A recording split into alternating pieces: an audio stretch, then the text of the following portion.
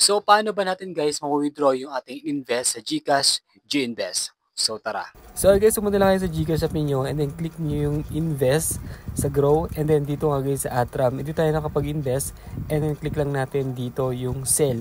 Kapag dito tayo, sell lagi guys. And then dito nga guys, kung gusto niyo yung sell in term investment, click nyo lang yun. Or hindi naman, itatap lang natin. Dito trap ko guys is 5 lang. So 497.24 mga receive natin.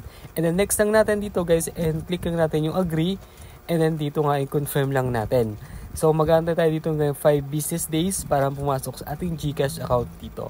So ito yung notification and then click lang natin yan, okay. And then dito nga guys, nag-text natin si GCash na process na yung ating investment para ma-withdraw natin sa ating or pumasok sa ating GCash wallet. At dito nga guys, makaka-receive tayo ng text message mula sa GCash na na-receive nga natin yung ating withdraw mula doon sa GCash GInvest.